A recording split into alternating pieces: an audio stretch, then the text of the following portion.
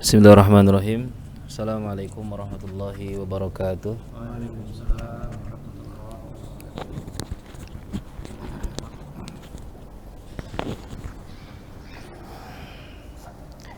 Innal hamdalillahi nahmaduhu wa nasta'inuhu wa nastaghfiruhu wa na'udzu billahi min syururi anfusina wa min sayyiati a'malina may yahdihillahu fala mudilla lahu wa may yudlilhu falan tajid lahu waliyyan mursyida. Asyhadu an la ilaha illallah wahdahu la syarika lah wa asyhadu anna nabiyyana Muhammadin sallallahu alaihi wasallam amma ba'd. Fa inna Allah azza wa jalla yaqulu fi muhkamit tanzil ba'da al-iyad billahi samil alim minasyaitonir rajim. Ya ayyuhalladzina amanu taqullaha haqqa tuqatih wa la tamutunna illa wa antum muslimun. Wa qala Rasulullah sallallahu alaihi wasallam fi hadithi asy-syarif khairukum man ta'allama al-Qur'an wa 'allamahu. Ikhwani fi nasyarakumullah. Alhamdulillah, bersyukur kepada Allah Subhanahu wa taala. Kita awali dulu dengan bacaan basmalah. Bismillahirrahmanirrahim. Allah Subhanahu wa taala di dalam Al-Fatihah di antaranya ada mencantumkan basmalah ya. Dalam Al-Fatihah Allah cantumkan basmalah. Kenapa Allah cantumkan basmalah di dalam Al-Fatihah? Ya, di situ ada maksud di antaranya adalah ta'limun lana li'an naftatiha kulla qawlin wa fi'lin bi ismi al-husna. Allah Subhanahu wa taala mengajarkan kita ya, semuanya agar kita ini memulai segala tindak tanduk kita, baik perkataan maupun perbuatan itu dengan basmalah. Allah pun memulai dengan basmalah ya. Allah Subhanahu wa taala memulai Al-Qur'an itu dengan basmalah.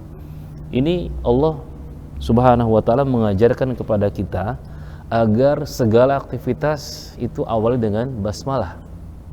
Tujuannya apa? Tujuannya adalah litabarruk. Tujuannya agar kita ini memohon keberkahan dari Allah Subhanahu wa taala. Dalam basmalah itu ada keberkahan.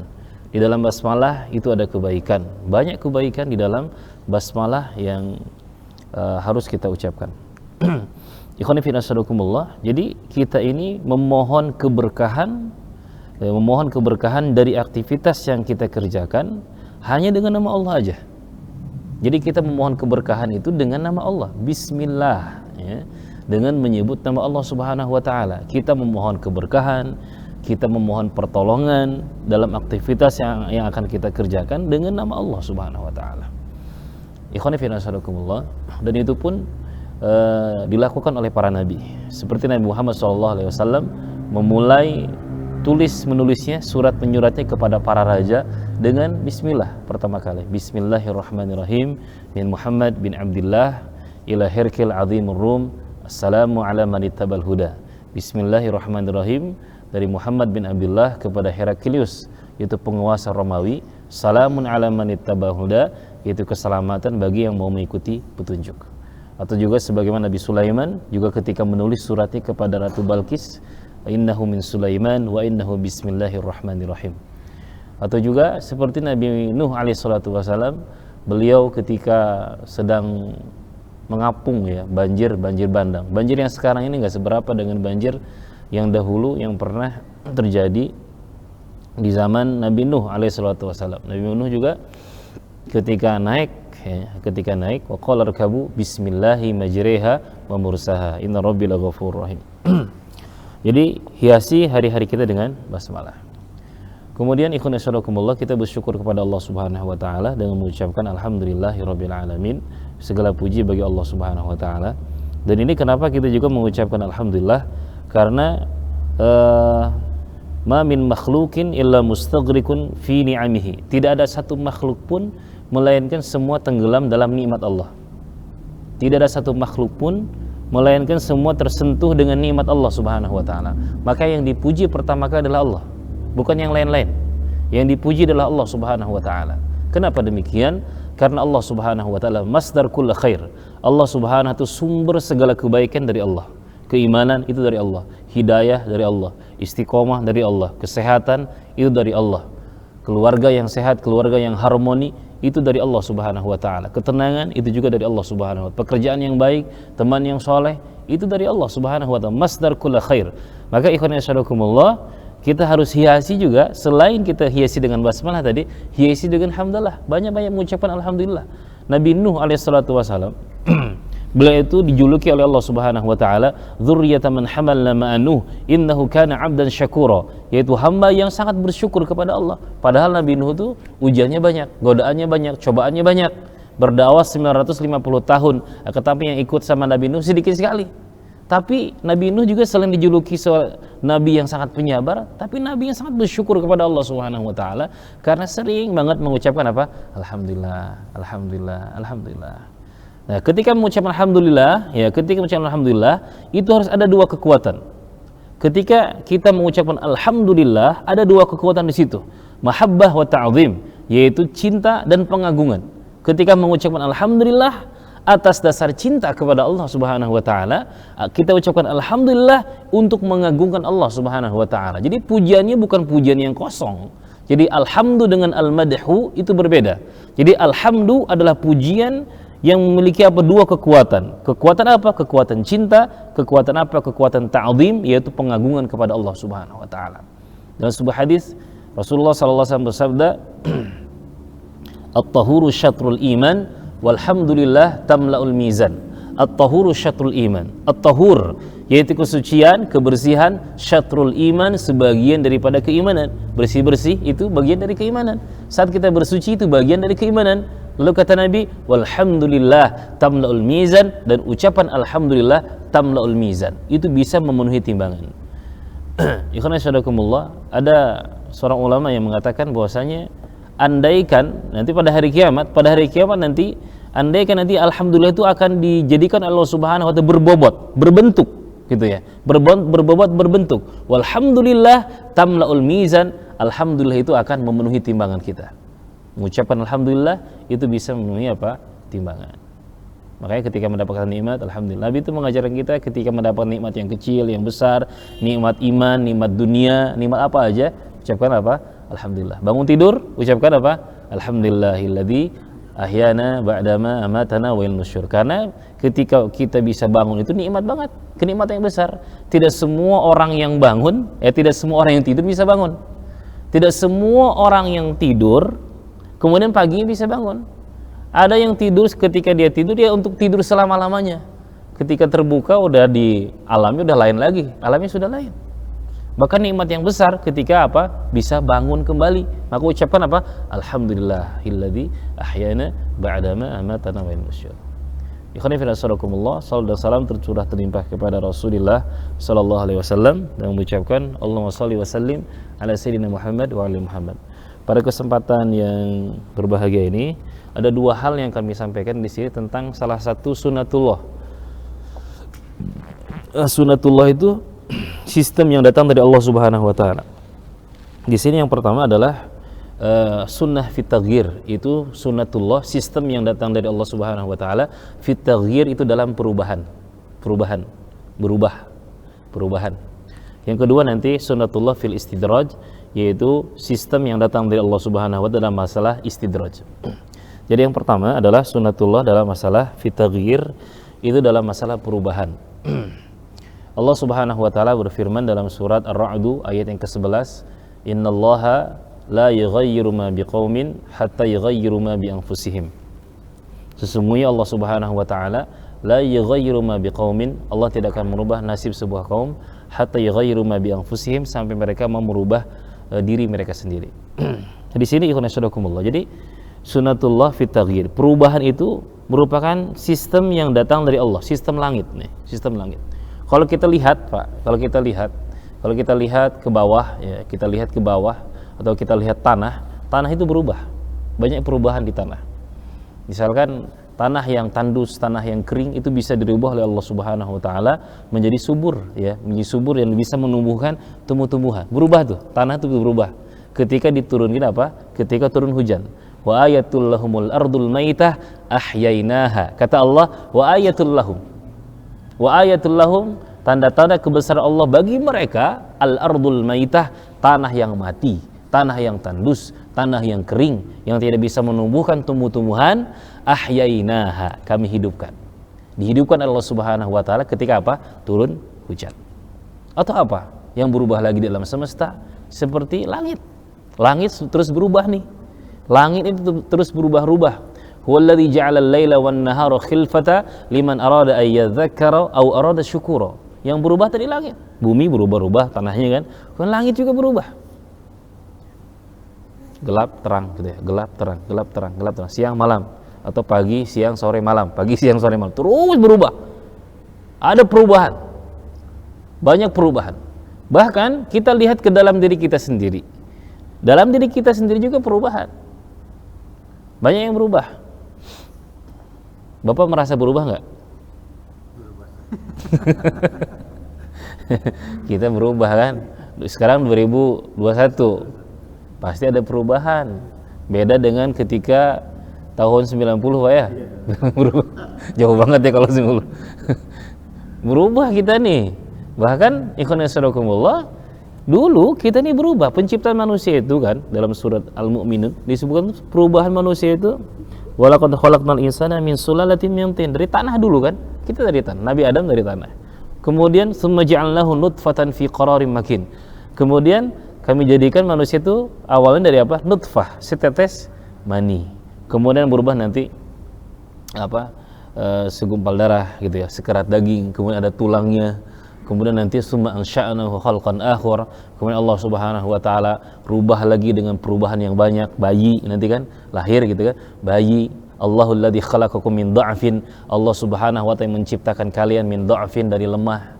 Tsumma ja'ala min ba'di dha'fin quwwah. Kemudian setelah lemah Allah ciptakan kalian menjadi kuat. Bayi, balita, pemuda kuat, memiliki kekuatan, memiliki semangat yang tinggi. Kemudian setelah itu tsumma ja'ala min ba'di quwwatin dha'fan wa syaibah. Setelah kuat kemudian jadi lemah. Berubah tuh. Lemah, kuat, kemudian lemah lagi gitu.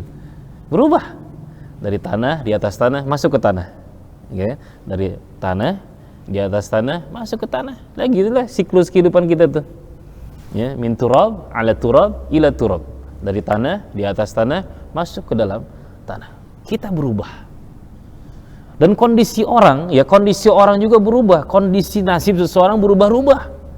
Enggak sama, berubah-ubah. Ikhwan yasadakumullah. Yang kemarin tahun 2020 misalkan, tahun 2020 dia orangnya kaya raya. 2021 bisa jadi dia tuh sedang miskin, sedang susah.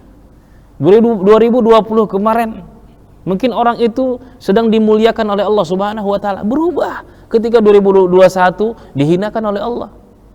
Atau ada orang yang sudah mulia ketika bertambah hari, bertambah tahun ternyata tambah mulia. Ada yang tambah mulia. Ada juga orang yang hari ini mungkin berkuasa, pada saatnya nanti akan jadi rakyat. Yang rakyat bisa jadi penguasa, begitu. Ada orang yang dulunya semangat, berubah menjadi apa? Menjadi malas. Gitu kan? Ada perubahan kita pun perubahan di sini kan. Pengajian kita banyak perubahannya. Banyak perubahan. Ini sistem ini berubah-ubah kita ini. Berubah-ubah. Semangat jadi nggak semangat, istiqomah jadi nggak istiqomah, atau tambah istiqomah.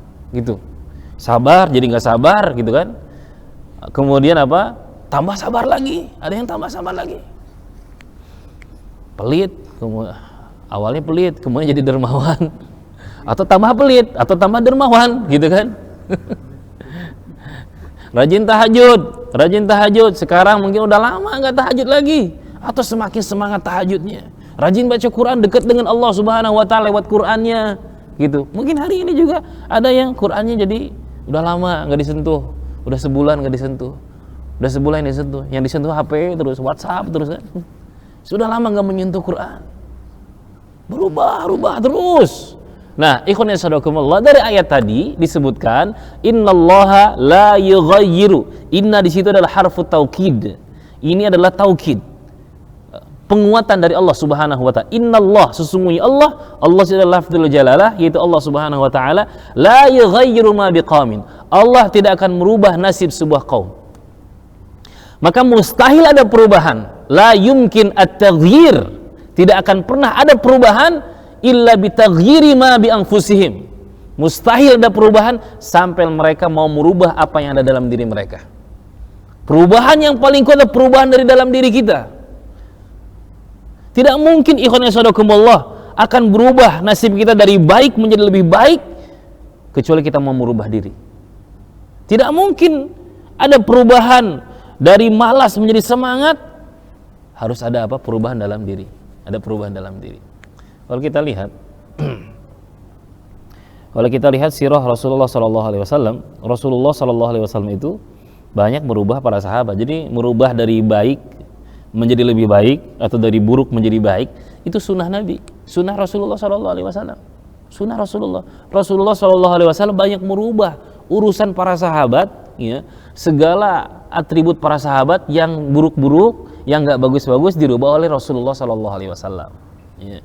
Misalkan para sahabat yang kata-katanya enggak bagus dirubah sama Nabi, aktivitasnya enggak bagus dirubah sama Nabi. Ada sahabat, misalnya ada sahabat yang mungkin sahabat ini pemarah gitu ya, banyak marah. Di nasihati Rasulullah sallallahu alaihi wasallam, la taghdab, ya kan, kata Nabi, la taghdab, jangan marah. Ini Nabi pengen merubah nih, la taghdab, jangan marah. Nanya lagi, ausini wa Rasulullah sallallahu alaihi wasallam, nasihati aku. Kata Nabi, la taghdab, jangan marah. La taghdab, jangan marah. Gitu ya.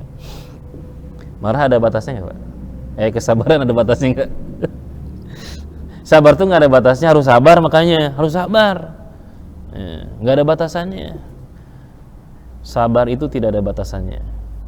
Yang ada batasannya sumbar, kalbar, gitu kan, jabar, itu baru ada batasannya.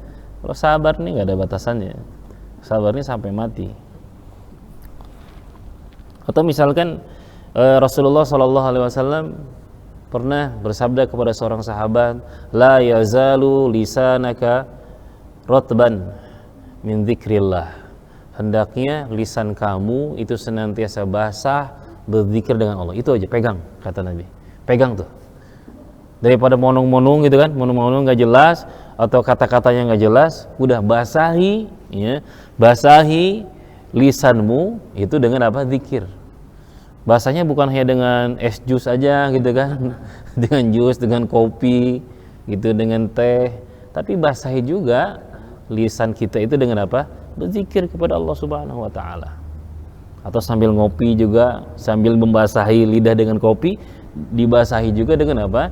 Dengan zikir, bismillah gitu kan. Alhamdulillah, bismillah, alhamdulillah.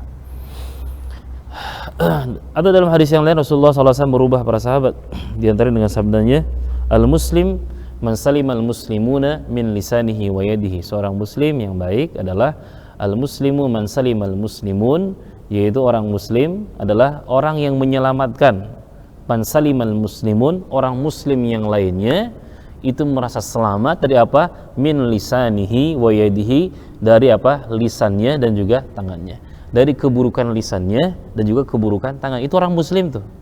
Tingkatan muslim itu tidak menyakiti dengan lisan kepada saudara muslim yang lainnya, tidak menyakiti dengan apa? Dengan tangan kepada muslim yang lain. Itu muslim tuh, kayak gitu tuh, seorang muslim. Ya, ikhwan fillah, maka harus berubah. Jadi tidak mungkin ada perubahan itu kecuali dengan ada sebabnya.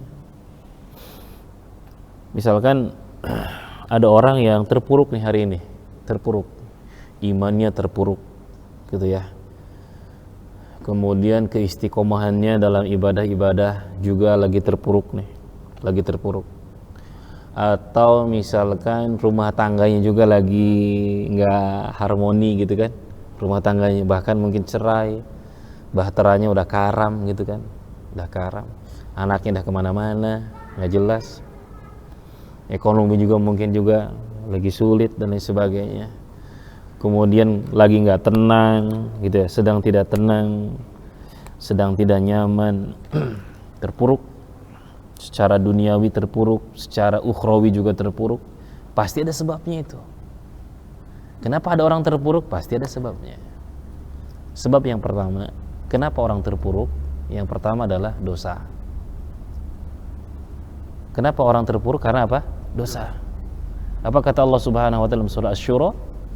"Wa ma asabakum min musibatin fabima kasabat aydikum wa ya'fu an katsir." Wa ma asabakum min musibah. Tidaklah kalian tertimpa musibah.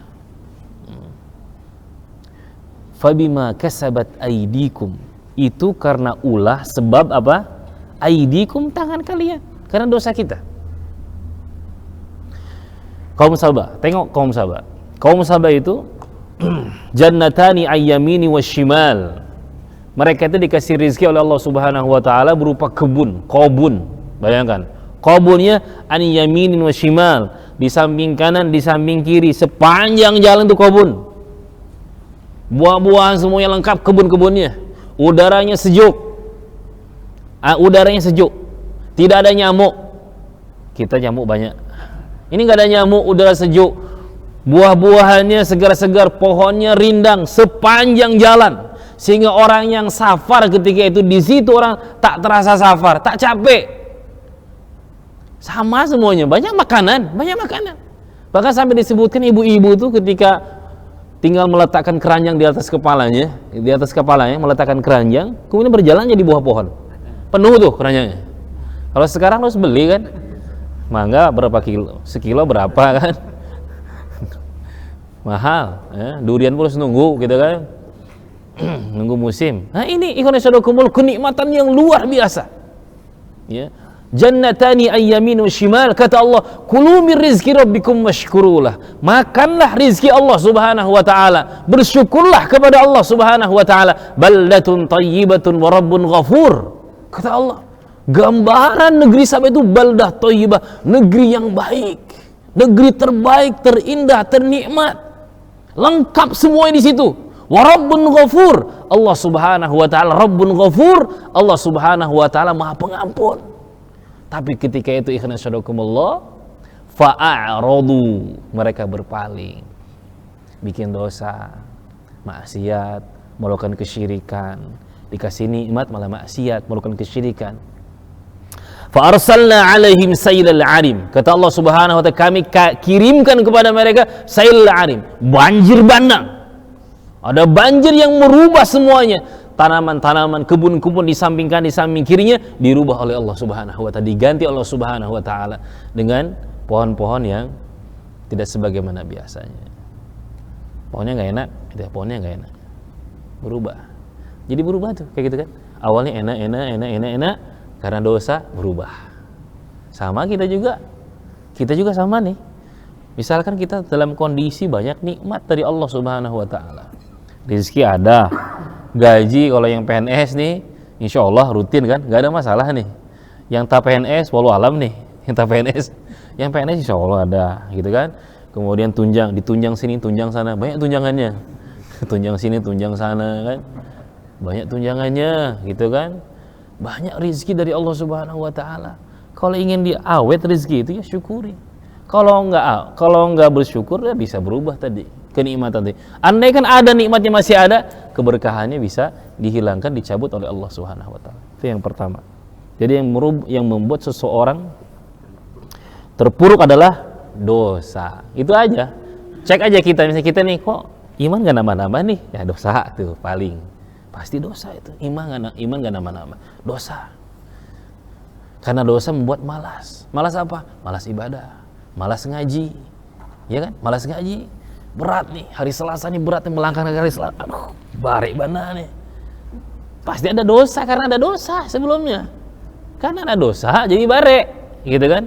Kata Ali bin Abi Thalib, beliau mengatakan, "Ma nazalal bala illa bidzanbin." Tidaklah bala ujian itu turun dari Allah Subhanahu wa taala illa bidzambin, karena dosa. Wa ma rufi'a illa bitaubah, dan tidak akan diangkat oleh Allah Subhanahu wa taala bala itu, ujian itu, cobaan itu illa bitaubah, kecuali dengan bertaubat kepada Allah. Pasti dosa.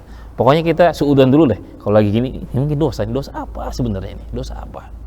Karena ulama-ulama dulu itu, orang-orang salaf tuh sangat peka mereka tuh. Ketika mereka merasa misalkan dia terasa nih, ini lagi dosa mungkin nih, terasa mungkin dari perangai istrinya nih berubah nih, biasanya enak kata-katanya tiba-tiba pedes nih, pedes kata-katanya, tiba-tiba pedas. Biasanya mungkin sambutannya hangat, kok sambutannya jadi nggak hangat nih. Bisa jadi mungkin perangai pembantu kita yang aneh-aneh atau karyawan kita yang aneh-aneh, bisa jadi mungkin karena dosa. Ikhwani fillah sadakumullah. Maka itu yang pertama. Jadi yang menyebabkan seseorang itu terpuruk adalah dosa. Yang kedua juga nggak jauh beda dengan dosa adalah zalim, kezaliman. Kenapa ada orang hari ini terpuruk gitu? Itu karena apa?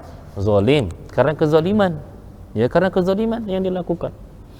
Apa kata Allah Subhanahu wa taala? Innahu la yuflihul zalimun. Sesungguhnya la yuflihul zalimun. Orang zalim itu tidak akan pernah sukses, tidak akan pernah berjaya. Orang yang zalim tak akan pernah sukses. Andaikan dia punya rumah, rumahnya tidak akan mensukseskan dirinya. Andaikan dia punya jabatan, jabatannya tidak akan mensukseskan dirinya.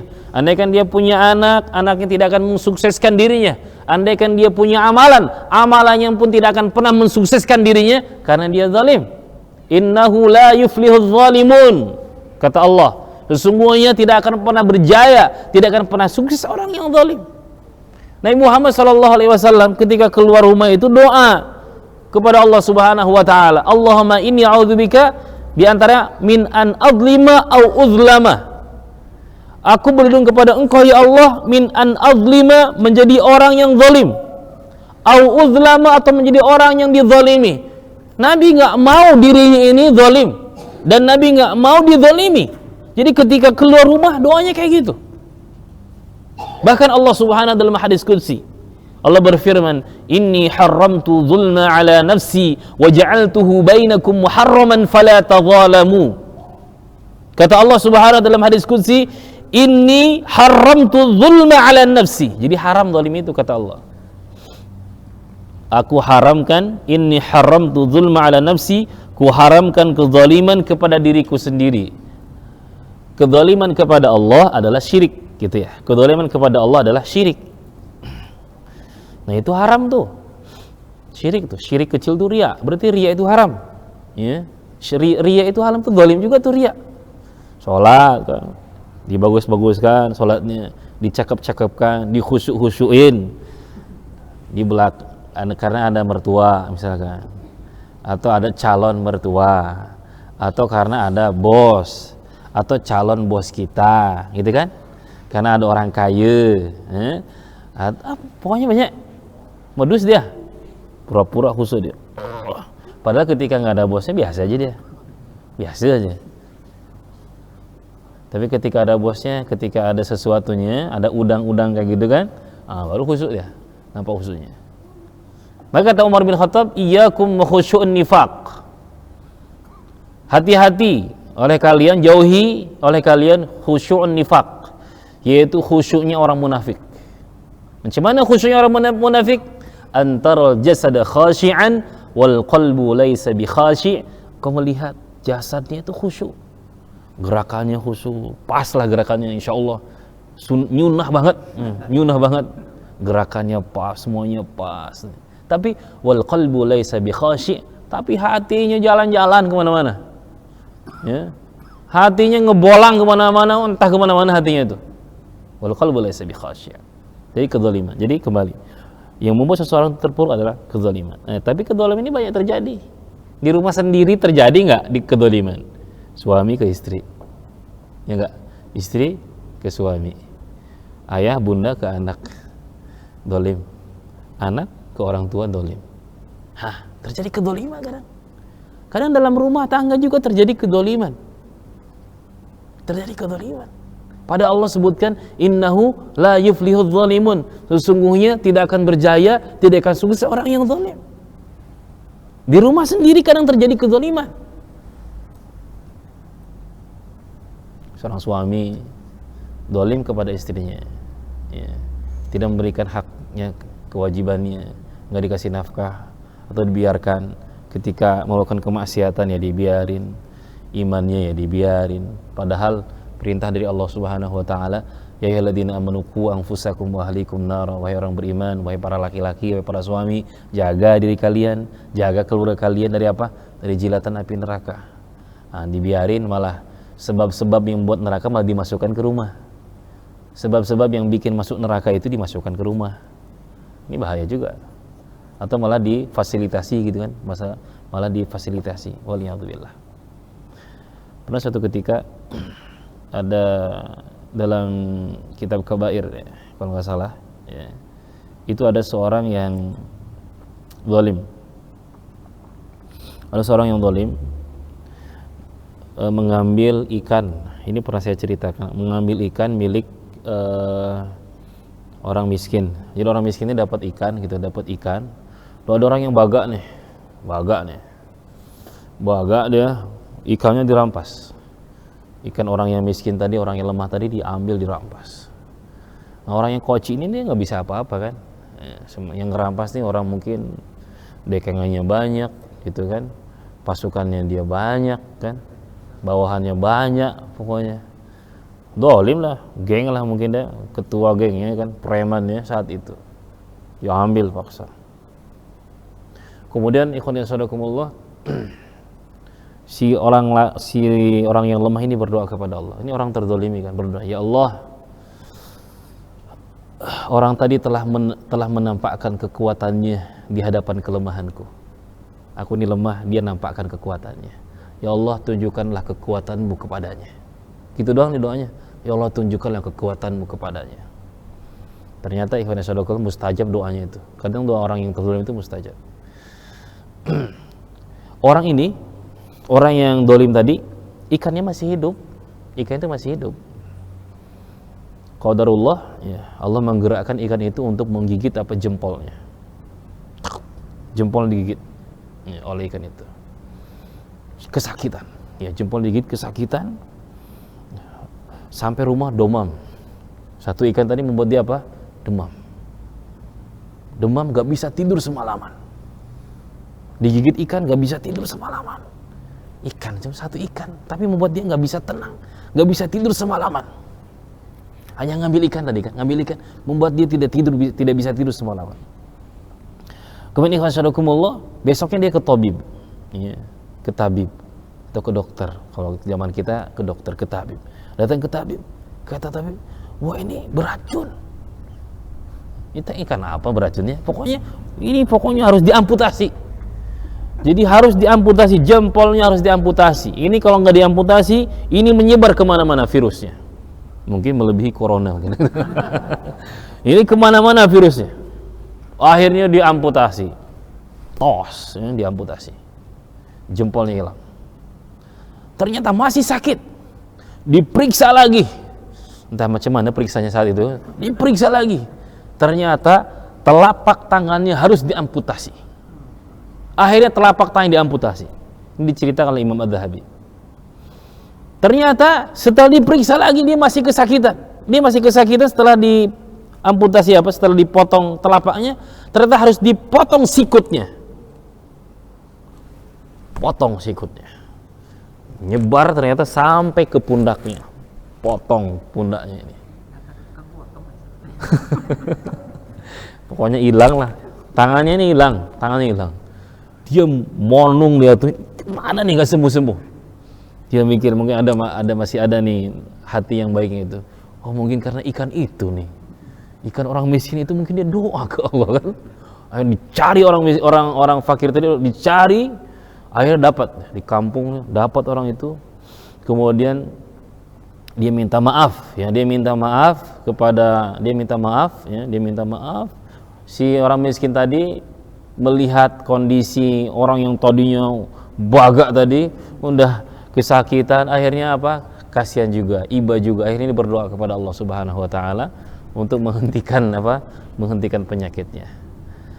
Selesai, ikhwan fillah. Kemudian orang ini setelah didoakan sepanjang jalan dia nasihati orang. Jangan sekali-kali dolim ke orang lain. Jangan sekali-kali dolim ke orang. Jangan dolim ke orang. Kalau kita dolim ke orang, ikhwan ibn sadaqumullah, misalkan kita ikhlas nih, haji kemarin ikhlas, umroh mungkin kemarin kita ikhlas gitu, atau mungkin kita bangun masjid kemarin kita ikhlas, bangun pondok pesantren kita ikhlas, baca Quran kita ikhlas, tapi kita dolim sama orang, pada hari kiamat nanti dibagi-bagi kan, akan dibagi-bagi. Kedolimannya nanti akan bayarnya bukan pakai rupiah lagi, nggak bisa tuh. Bukan pakai tanah, nggak bisa. Bayarnya dengan apa? Dengan amalan kita. Padahal orang yang didolimi itu nggak pernah haji bisa dapat pahala haji itu. Hajinya kita, karena kita dolim. Pahala haji bisa hilang. karena kezaliman yang dilakukan, terpuruk. Ya. Maka cek kalau kita lagi terpuruk tuh mungkin dosa. Ya, dosa ke Allah atau dolim ke Allah atau dolim ke orang, ke istri, ke anak. Segera minta maaf, gitu ya. Segera selesaikan. Ikhwan ya saudarakumullah. Jadi solusinya adalah ketika kita terpuruk, berarti solusinya taubat tadi. Kembali kepada Allah Subhanahu wa taala. Segera taubat kepada Allah. Agar tidak terpuruk, segera tinggalkan semua dosa-dosa kita. Semua kebiasaan buruk kita tinggalkan. Jangan eman-eman. Kadang orang yang ada yang eman-eman kan? Eman-eman masih sayang, awak masih muda nih. Eman-eman, dia eman-eman. Kebiasaan buruk dia eman-eman. Enggak mau ditinggalkan, ya, tak mau dia meninggalkannya. Segera tinggalkan. Bertobatlah kepada Allah Subhanahu wa taala. Ya, kemudian sabar. Penting juga sabar, ya, agar kita tidak terpuruk. Sabar menjauhi dosa, gitu kan? Sabar menjauhi dosa. Sabar dalam melaksanakan ketaatan. Sabar, ya, ketika kita menghadapi ujian-ujian yang banyak, ya. Harus sabar. Karena as-sabru yu'inu ala kulli amalin, kesabaran itu bisa menolong segala aktivitas kita. Ya, segala amalan itu bisa ditolong dengan sabar. Butuh kesabaran. Ya, butuh kesabaran. Ya, terutama sabar yang indah, ya, sabar yang cantik, ya. Fasabrun jamil, itu kesabaran yang indah. Karena di antara orang yang tidak merugi, yang dalam surah Al-Asr itu adalah watawasaw bil haqqi, sama apa? Watawasaw bis sabr. Orang yang enggak merugi di antaranya adalah orang yang mau menasihati orang lain bil haqqi, dengan bil haqqi, kebenaran. Al-haq adalah Allah. Menasihati orang bil haqqi, ada yang mentafsirkan al-haq adalah Allah. Nasihati orang agar kembali ke Allah, agar ingat Allah, agar bersyukur kepada Allah, agar takut kepada Allah Subhanahu wa taala. Agar takut kepada Allah. Karena orang yang paling anteng di akhirat nanti, orang yang paling anteng seanteng-anteng di akhirat adalah orang yang paling takut di dunia. Orang yang paling takut di dunia kepada Allah Subhanahu wa taala, nanti pada hari kiamat kelak dia adalah orang yang paling anteng seanteng-antengnya. Orang yang paling aman seaman-amannya. Karena dulu di dunia dia merasa takut kepada Allah Subhanahu wa taala, dia jauhi dosa-dosa itu. Kalau ada orang hari ini merasa aman gitu kan, anteng nih dengan Allah nih, nyantai aja. Tengoklah nanti. Dia akan menjadi orang yang paling paling sedih, paling nestapa pada hari kiamat kelak. Waliyadzubillah. Jadi solusinya tadi kembali kepada Allah Subhanahu wa taala, kemudian segera bertaubat, atau kalau misalnya kita merubah kondisi rumah tangga kita, ya harus punya visi misi, ya, visi misi dalam rumah tangga itu. Harus punya visi misi. Jadi rumah tangga, ini udah rumah tangga semua kan? Jadi belum ada yang belum? Kena nih, ada satu orang. Jadi kan gini, terutama ayah atau pemimpin, ini laki-laki semua nih, laki-laki, calon ayah itu ya, calon suami, para suami itu dia sebagai apa? Kalau mobil itu sebagai supirnya, dia supirnya dia. Istri itu sebagai asisten supir, penumpangnya anak-anak kita. Atau kalau naik pesawat, kita itu laki-laki itu sebagai pilotnya, istri kita sebagai asisten pilotnya, penumpangnya anak-anak kita. Kalau kita naik bahtera di lautan, menembus lautan, itu kita sebagai nahkodanya, istri kita sebagai asisten nahkoda, sisanya adalah penumpang, anak-anak kita penumpang. Jadi harus jelas nih, mau dibawa kemana. Kalau kita berkeluarga, ya berkeluarga aja, gitu aja kan, berkeluarga aja. Itu ibaratnya kayak naik mobil nih, mau kemana? Nggak tahu. Naik pesawat mau kemana? Tak tahu awak nih mau kemana. Pokoknya jalan lah. Naik kapal tak tahu. Nahkoda kita nak kemana kita? Tak tahu awak. Pokoknya jalan lah kita. Ada jalan kita, ayo jalan. Nggak jelas. Kasihan penumpangnya. Kan kasihan penumpangnya. Maka harus jelas mau dibawa kemana sih? Keluarga kita mau dibawa kemana? Islam mengajarkan kepada kita semuanya. Kalau orang zaman sekarang mengatakan orang yang hebat itu orang yang memikirkan, orang yang sampai memikirkan 250 tahun yang akan datang. Islam itu lebih dari itu. Islam mengajarkan kita adalah memikirkan bagaimana hidup setelah mati. Ribuan tahun setelah mati. Itu Islam itu mengajarkan untuk itu. Perbaiki lagi visi misi hidup kita. Visi misi hidup keluarga muslim, satu diantaranya apa?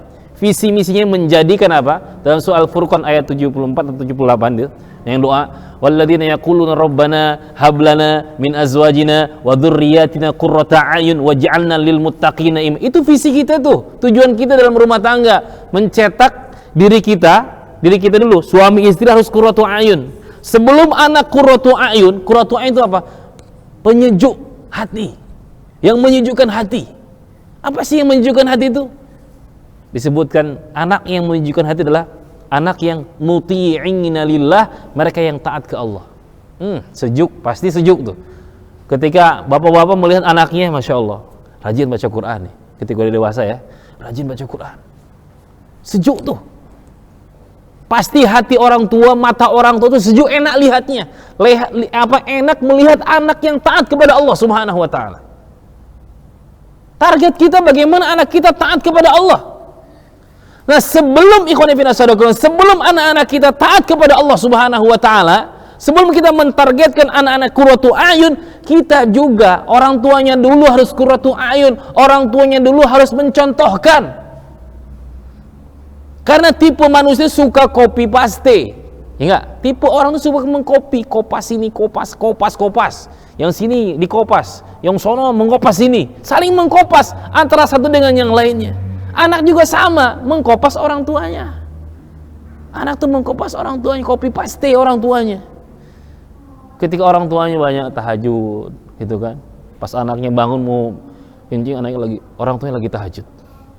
Ditengok sama anak, lagi tahajud si ayahnya. Jangan sampai anak pas bangun, orang tuanya lagi main HP, lagi chattingan lah, lagi inilah. Karena ikhwan sadaqakumullah, kadang apa yang dilakukan itu malah lebih menyentuh daripada apa yang dikatakan. Apa yang kita kerjakan itu lebih menyentuh daripada apa yang kita ucapkan. Maka penting namanya uswah hasanah. Sebelum kita mencetak anak kita qurratu a'yun, kita dulu harus qurratu a'yun, kita dulu harus soleh. Kita dulu harus baik, kita harus mencontohkan. Tuh gitu. Ini target kita gitu. Target kita taat semua anak-anak kita. Terserah dia mau jadi apa, terserah dia mau doktor kah, mau apa, yang penting dia taat ke Allah. Itu target kita. Istri kita juga harus taat ke Allah Subhanahu wa taala. Semua keluarga kita harus taat ke Allah. Yang kedua, visi misi yang kedua adalah itu surat At-Tahrim tadi. Ya ayyuhalladzina amanu qu anfusakum wa ahlikum nar. Targetnya apa? Targetnya jauh. Macam mana agar semua anak keluarga kita tidak terjilat api neraka, tidak menjadi bahan bakar api neraka. Seorang suami, seorang nahkoda, seorang sopir itu yang baik, dia pasti nggak rela, ya, dia nggak mau mencelakakan penumpangnya. Maka kita juga sama, kita nggak rela, ikhwan sadaqakumullah, kita nggak rela menjadikan istri kita menjadi bahan bakar api neraka. Kita nggak rela anak-anak kita menjadi bahan bakar api neraka. Maka nuansa tentang neraka harus disampaikan. Dalam keluarga, tentang neraka harus disampaikan. Api dunia, kata Rasulullah SAW, narukum hadhihi juz'un min sab'ina juz'an min nari jahannam. Habis waktu. Jadi, andaikan semua api dunia dikumpulkan jadi satu, itu hanya satu bagian dari 70 bagian api neraka jahanam. Nggak bisa, nggak akan ada yang sabar, nggak akan ada yang kuat dengan api. Jadi targetnya bagaimana agar anak keluarga kita tidak terseret ke neraka Allah Subhanahu. Kemudian yang ketiga, terakhir, bagaimana agar semuanya kumpul di jannahnya Allah Subhanahu wa taala. Itu visi misinya itu. Qurratu a'yun, kitanya, anaknya. Kemudian anak-anak kita juga targetnya agar menjadi pemimpin orang bertakwa. Kemudian bagaimana agar tidak terjilat api neraka nantinya. Kemudian yang ketiga, bagaimana bisa semuanya kumpul di jannahnya Allah Subhanahu wa taala. Ini kami sampaikan. Mohon maaf bila ada kesalahan dan kekurangan. Walahir. Assalamualaikum warahmatullahi wabarakatuh.